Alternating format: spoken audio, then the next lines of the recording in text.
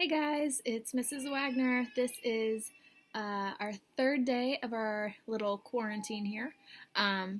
So I wanted to check in with everybody, see how you guys are doing, make sure everyone is staying safe, staying home, and following the rules for um, our social distancing and quarantining that we're doing, just to make sure that everybody is staying safe.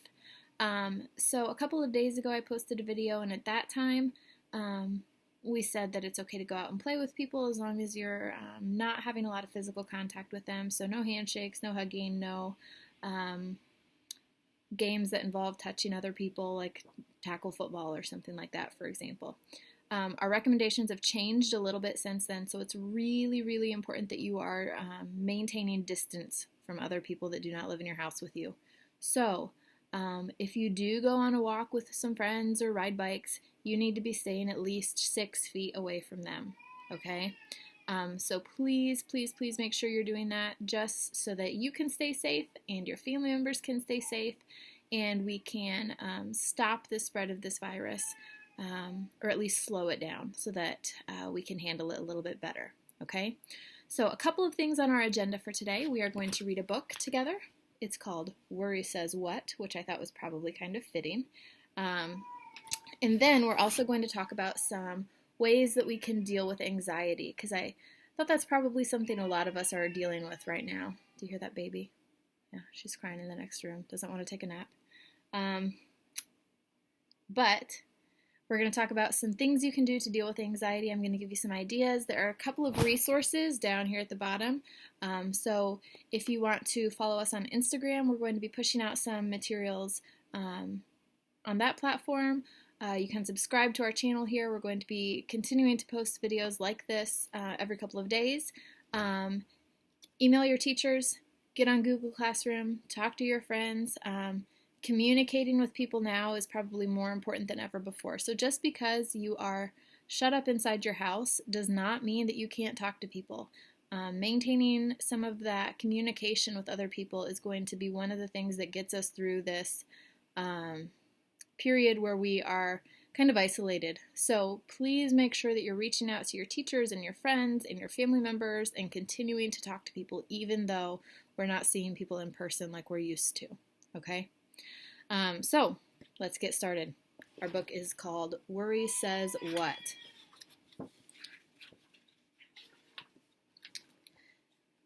There is a place inside my brain where worry likes to set up camp. In the back, far out of sight, I hear him putting up a tent and chopping wood for a fire. He hums a little tune while he's working. Worry's songs tie my tummy up in knots, and the things he says make my heart beat very fast. Sometimes he speaks in a whisper, and other times his voice gets so loud I can't hear anything else. Like when I take a math test. At first, Worry whispers, "It's too hard." Then his voice gets louder, so loud I can't even think. I try to concentrate, but Worry keeps saying over and over, "It's too hard, you can't do it, you'll never get it right." Maybe Worry is right. I don't know how to do this math. I lay down my pencil and watch as everyone else finishes their test. When I want to play with the other kids at recess, Worry starts talking as I walk toward them. I try to hum to myself so I can't hear what he's saying, but Worry's voice drowns out mine. First, Worry says, "They don't like you." Then Worry begins singing his own song. "They think you're weird, dee dee dee, you'll never fit in, la la la. They don't want to play with you, da da da."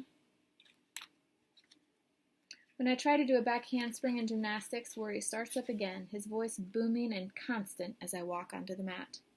Worry insists, "You're not strong enough. You'll fall. Everyone will laugh at you. You're going to get hurt." Maybe Worry is right. Maybe I should stop trying. I go to the edge of the mat and watch my friends do round-offs and cartwheels without me. When I crawl into bed at night and shut my eyes, I hear Worry's voice again. He whispers, "You're not safe." I listen closely to the noises in the house as Worry asks, "Do you wonder what's making that sound? Is there something in the closet? What's that shadow on the ceiling?" I'm too scared to sleep. Tired from all the worrying, I confront him. "Will I always be afraid?" You will if you keep listening to me, Worry says. The truth is, listening to Worry is ruining my life. He never makes me feel better. He always makes me feel worse. And right then, I decide one thing.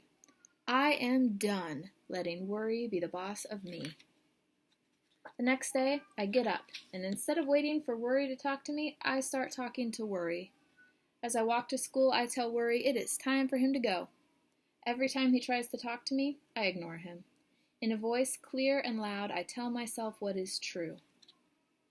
When I walk into math class, I say, I can do hard things. And I raise my hand to solve the hardest math problem Mrs. Johnson puts on the board. When I go outside at recess, I say, I have lots of friends. And I ask Lily if she wants to swing with me. And when I walk into gymnastics, I say, I believe in myself. My first back handspring doesn't go so well, and I hear Worry suddenly right behind me. See, I told you can't do it. I look right into his eyes, and I yell, I can't yet, but I will. And I keep doing them over and over until I master the back handspring. Then I head to the balance beam, because I can do anything I put my mind to. That night, when I'm getting ready for bed, I declare, I am not afraid. Worry says, What? I didn't hear you. I say it again, even louder this time. I am not afraid. Then I'll find someone else who will listen to me.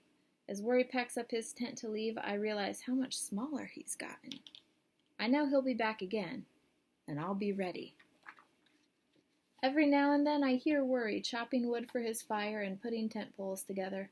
Before he can even get settled back in, I sing a little song just loud enough for him to hear. I can do hard things, da-da-da-da-da.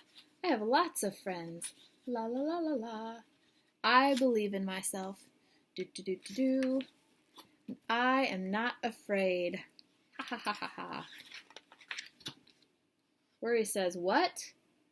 Worry says nothing.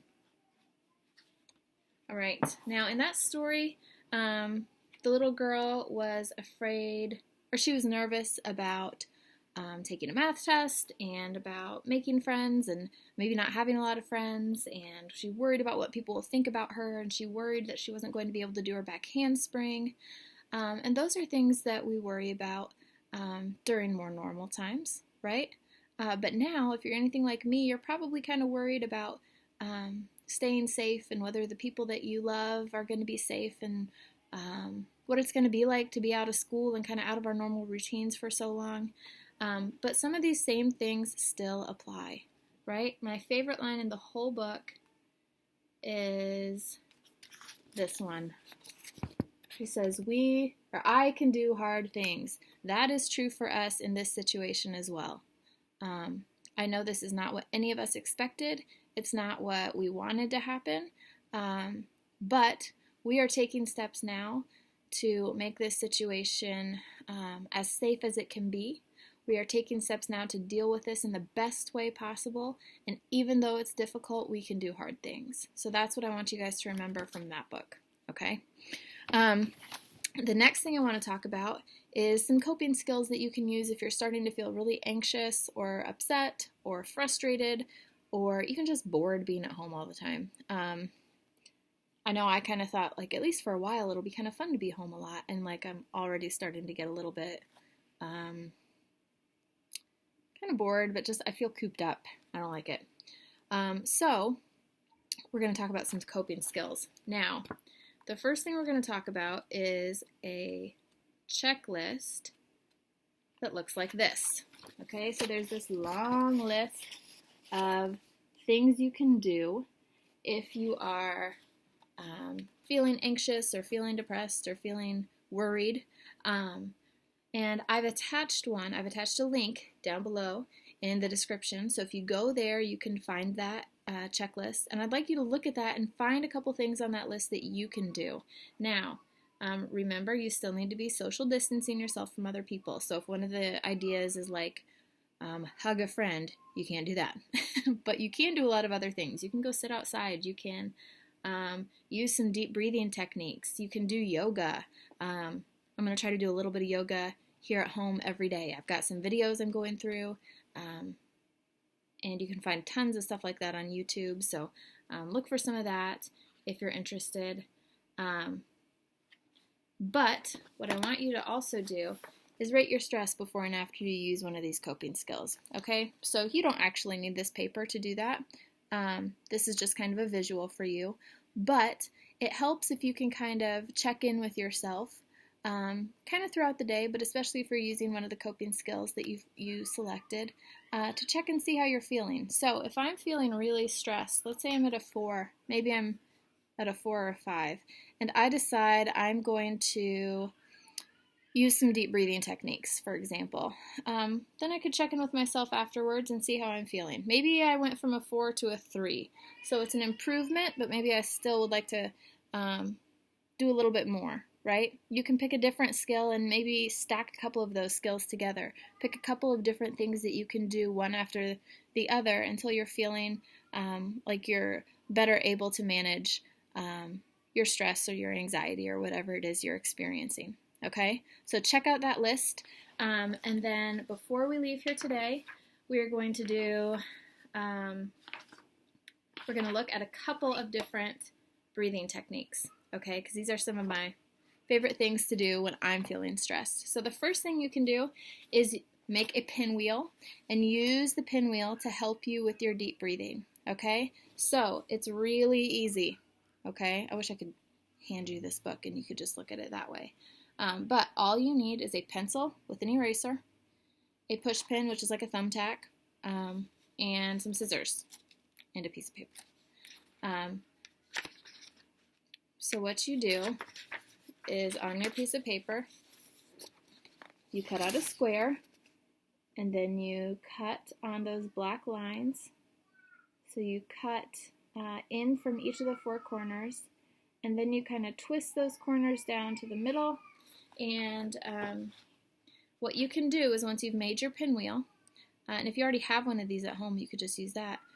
You can use that to kind of track your breathing. So it gives you a physical thing you can hang on to help you remember to take those big, long, deep breaths. I know I've talked with my kids at New Carlisle about this, but taking those deep breaths is like tricking our brain into calming down, right? When we breathe slowly, that signals to the brain that we are safe and that everything is going to be okay. So if you're feeling really anxious, that's one way to kind of automatically start calming down. If you take those deep breaths, that signals to your brain that you are in a safe place, you are going to be okay, and it starts helping you calm down, okay? If you don't have some of those things, let's say you don't have a pencil with an eraser at home, or you don't have paper you can use for this, there are lots of other breathing techniques you can use. So let's do lazy 8 breathing here. So you can draw a figure 8 like this on a piece of paper. You can just imagine it. But what you do with lazy 8 breathing is you start here in the middle and you just trace around the lazy 8 like this, okay? So what we're going to do is we're going to breathe in on one side through our nose, nice and deep, and then out on the other. In, out, in, out. Okay? Do this as many times as you need to until you start feeling better. And there are lots and lots and lots of other ideas you can find. If you search breathing techniques on YouTube, you will find hundreds of videos with different ideas that you can use for taking some deep calming breaths. Same thing if you're interested in finding any yoga or like at-home exercises you can be doing. Staying active is a really great way to kind of fight off any feelings of depression you might have, or dealing with any stress or anxiety you have. So check that out. Follow us on Instagram. I have the link to that down in the description as well. And I will check in with you again in a couple days. Stay safe, stay well, go Arrows. See you guys.